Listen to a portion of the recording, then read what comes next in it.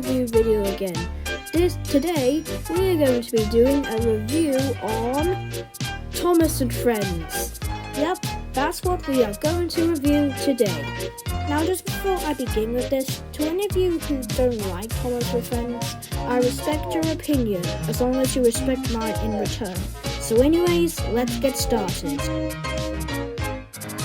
So, Thomas and Friends is a British children's TV show created by Britt Allcroft that first ran in 1984 and ended in 2021.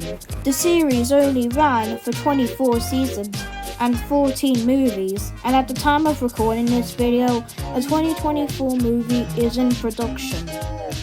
The series is about a blue tank engine called Thomas who lives on the fictional railway called Sodor with his friends, and he likes to take passengers where they need to go, doing any jobs and meeting some friends along the way, and also causing confusion and delay at times. Also guys, I know you may already know this, but did you know Thomas and Friends was based on a book series called the Railway series?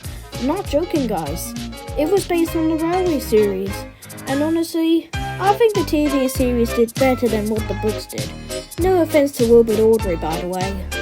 The series had proven to be pretty popular, and due to it having 24 seasons, Thomas fans have decided to make each era separated. These include the classic era, the hit era, the nitrogen era, the Brenner era, and the Wobber era.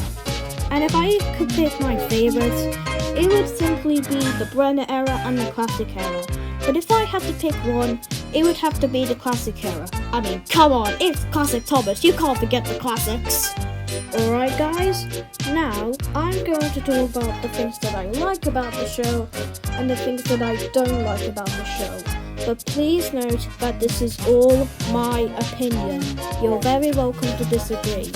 One thing that I really like about Thomas and Friends, especially in the classic series and the Brenner era series, is how things are portrayed. I know the betraying in Thomas is quite simple, but isn't that the same concept as Bluey? Talking dogs in the place of humans, and while in Thomas, it's just talking engines in the place of real ones. Simple as. And that's what makes Thomas a really unique show. Another thing I love about it is how it stands out in compared to other children's shows.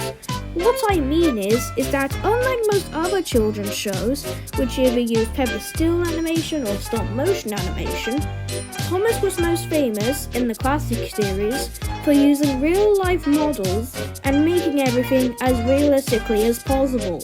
And that's what made Thomas a very unique show, and it still holds up to many fans many years later. Okay guys, now I'm going to go over a couple of things that I don't like about the show.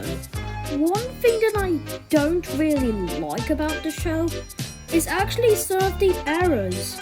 I mean, the hit era was boring, the nitrogen era was frustrating and annoying, and the blobber era was just the worst! Oh, but if you thought the blobber era was the worst, wait until you look at this. Yes, in 2021, after Thomas's main series got cancelled, Mattel decided to rebrand it to All Engines Go.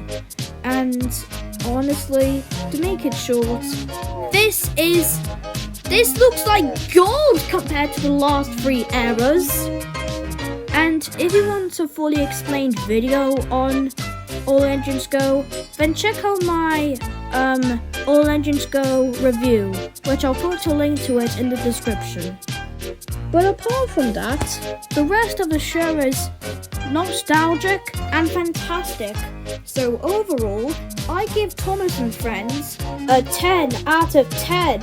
It is the best show ever besides Brum. I mean, Thomas and Friends is a close second, but Brum is just better in my opinion.